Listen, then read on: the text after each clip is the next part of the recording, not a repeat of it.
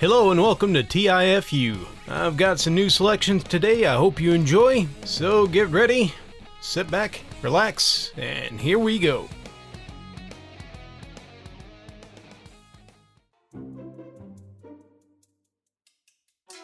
For various reasons, including past parental weirdness, I decided a couple of decades ago to live commando. It is marvelous. The boys swing freely like a couple of drunk Scotsmen looking for a fight, and I bravely live with the inherent risk. I'm a furniture builder, which essentially means I'm addicted to buying tools. So several years ago, I got word of a mother of all estate sales. The sales were primarily centered on gentlemen's woodshop, which was ripe for amazing hand and machine tools. The day of the sale came. My wife and I, along with some other neighbors, head on down, ready to score some tools.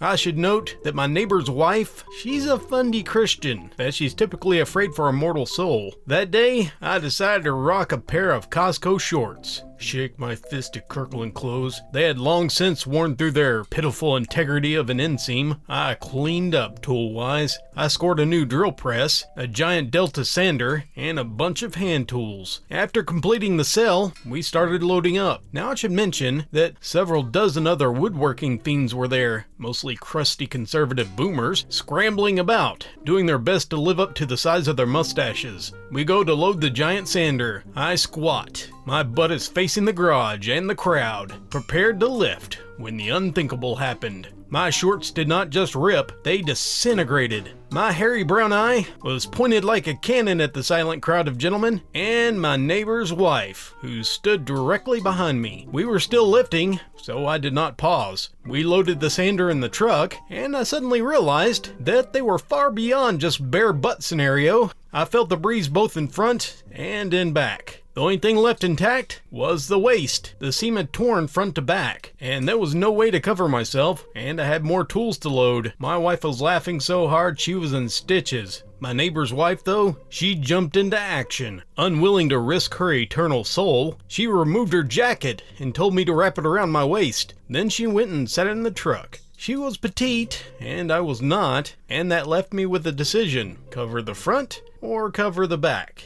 Since we were lifting, I decided the back was more important. I did my best not to catch the 2 live crew on the equipment. 600 pounds of power tools, and we're off. The neighbor's wife never spoke of the incident again. You may ask, did I use this as a teaching moment? I did realize the inherent risk of living commando, so no, of course not. The Indigo Scotmen would go full William Wallace if I tried to oppress their freedoms.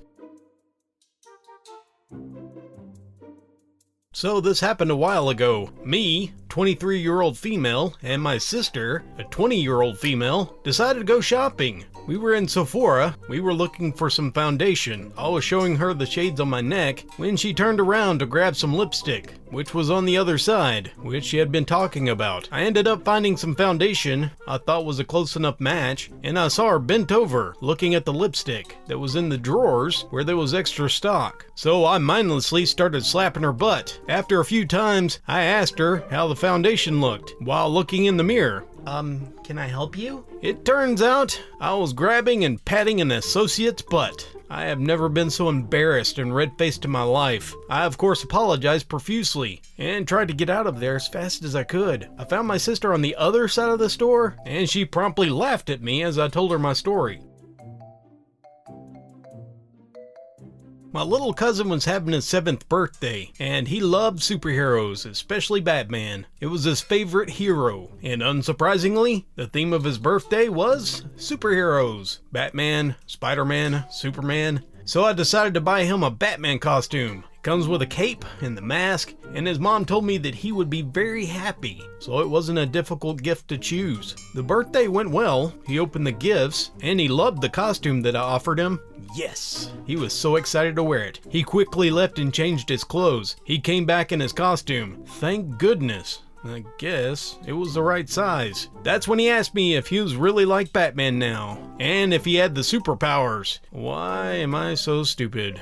I answered him and said yes, that he was a real hero with real powers. The party was over and the kids left, and I was helping my uncle's wife clean up. Then my little cousin ran to the balcony and said that he could fly like Batman. His mom and I laughed because he was really into character. It is there when he climbed onto the balcony fence. It was a first floor duplex. The height was about 3 to 4 meters, and he jumped. I mean, what the heck is wrong with these kids? Why would you do that? His mother was shocked, and she cried out in fear. She ran outside quickly. I should have never told him he had real superpowers. I bought him the costume. This year, there's no birthday. No, he's not dead. It's because of the pandemic. He landed on his legs, but he broke his left one. Oh, his legs are fine now, with no other injuries. So my brother transports vehicles across the country. He hauls them on the back of a trailer. He was transporting a few cars to my town this morning. He ended up having 2 blowouts, and this was around midnight, so he called me up for help. I needed a jack. I happened to have a really good jack that I left at my mom's house. I decided to stop by her house on my way there to pick up the jack to help him out. So I arrive at Mom's house, and she's out of the country, so I assumed that the house was entirely empty. I used my old garage door opener to get inside the garage and to pick up my jack, and I realized that since it's never been used before, it still had some zip ties on the packaging. No worries, I thought. I'll just go inside and get some scissors. Unknown to me, my youngest stepsister was house sitting for my mom while she was gone, and she set the house alarms while she was alone. So I opened the door from the garage. It sets off a loud alarm. I didn't know the code to disable it, so I just went ahead and grabbed the scissors from inside, walked back out to the driveway, and waited for the inevitable police to arrive. Not 5 minutes later, I hear a helicopter flying overhead, and I'm surrounded by a white floodlight. Seconds later, no less than 8 cop cruisers came flying up to the house, guns drawn, and I'm stormed by a ton of police. And they were asking, "Where's the girl?" Obviously, I'm confused because I didn't know anything about a girl. I assumed the house was empty, so I'm held outside the old house while the police go into my mom's house, guns drawn, searching for the burglar. Meanwhile, all the neighbors come outside to see what the commotion is, only to be met with police helicopters shining spotlights on me and being surrounded by dozens of police. As it turns out, my stepsister had heard me rummaging through the drawers while I was in the kitchen getting the scissors. She called 911 and she hid in the closet, saying that she heard a man going through things and was burglarizing the house and that she was alone and scared. That really put them on high alert. It all ended up just fine after they were able to identify me, and she confirmed that I was her brother. They let me go. They said no harm done. They just wanted to make sure that everyone was okay and safe. At the end of all the excitement, I still had to leave and go help my brother. He had been blowing up my phone, asking where I was. He was still stuck on the side of the interstate with 2 blowouts.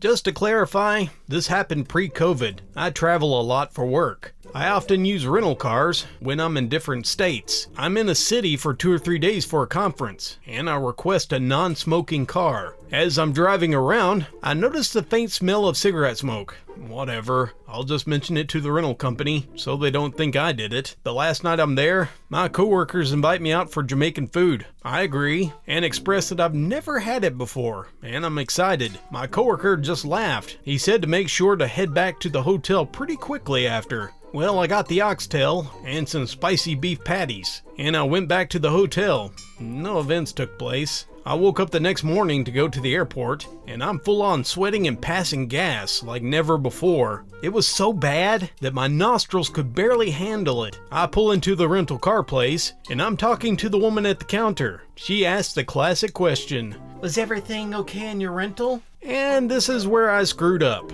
I told her about the smoke smell, and she apologized, and she says she'll be right back.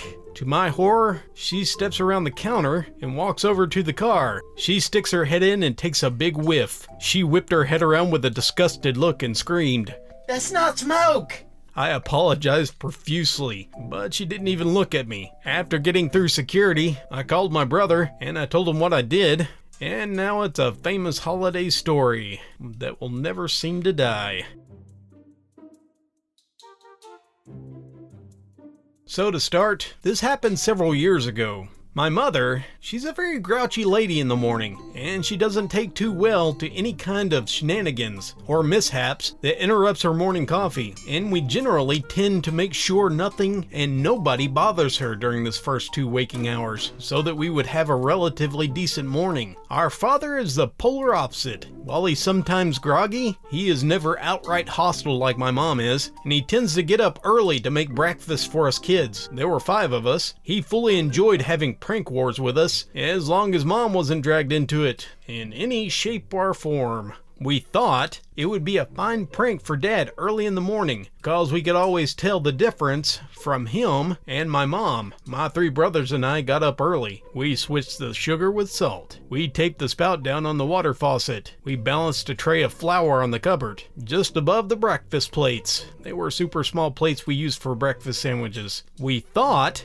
it would be hilarious to see my dad with his face full of flour, a wet t-shirt, with a sour face in the morning. We were all dressed for the day, so we waited until 7 a.m. before we heard the door open. We were grinning conspiratorially. This was gonna be glorious. But wait, the footsteps are too light. They don't shuffle like Dad does. In horror, we all looked around the corner, and we spotted Mother walking toward the kitchen, Q sprinting for the door, 5 terrified set of feet, and into my brother's car. None of us considered stopping her until after we had driven to a friend's place. Each one of us had at least 3 missed calls and 10 messages, ranging from false promises of forgiveness to outright threats involving military punishments. Yeah, we were dumb. We didn't come home until 6. That's the exact time when we were expected to be home, and it was the absolute latest. We hovered outside the door before my brothers unanimously decided to yeet me into the house and to shut the door so I couldn't escape.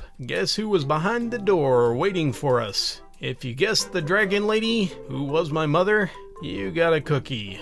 The following conversation went as follows. Where are your brothers? Outside. Can I just get them now?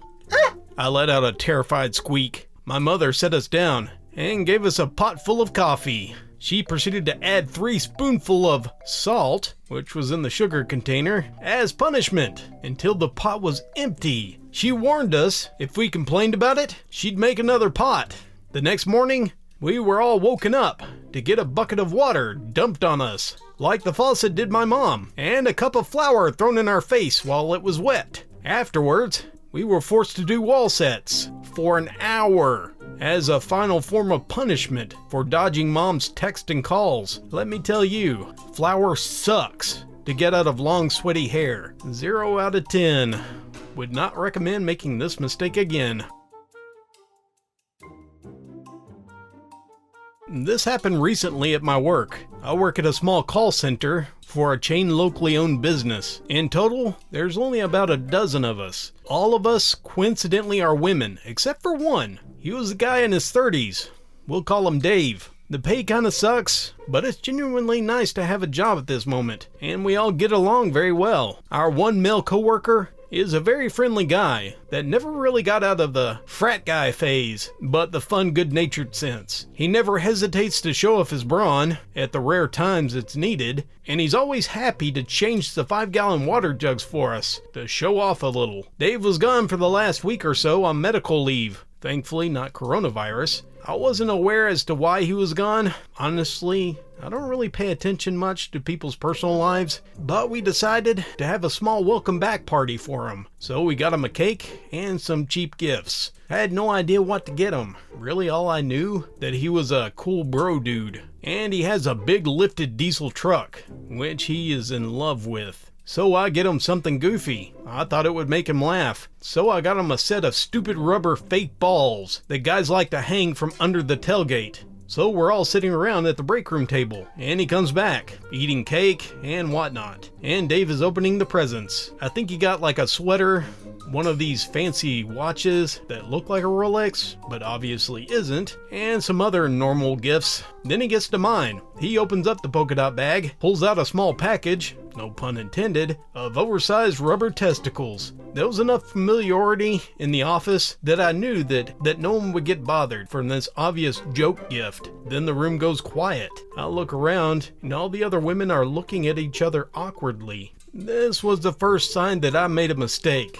The second sign was when Dave, without a word, got up and left the table. Then one of the older women at the table turned to me and said, You know he had to get his testicles removed because of cancer, right? No, I did not know that, Becky.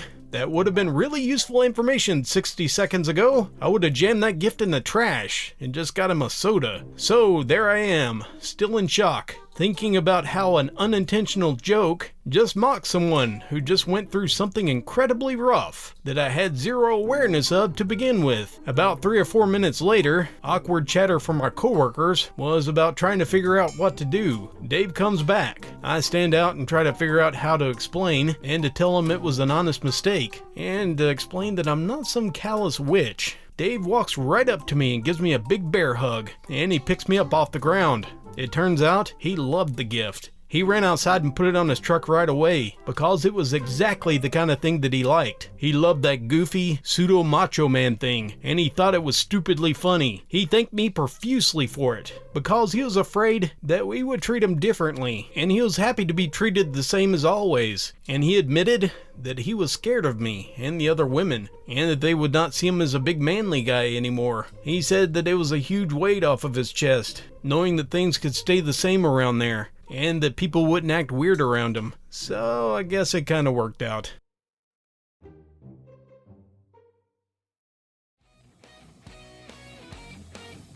Thank you very much for joining me for this edition of TIFU. Sorry I didn't have a goofy intro on there, but I don't know. I just decided to do the TIFU at the last minute, and I couldn't think of anything right off the bat. Silly me. Next time I'll have something. So, hope you guys enjoyed. I'll see you guys again next week. Until then, this is Dallas, signing off.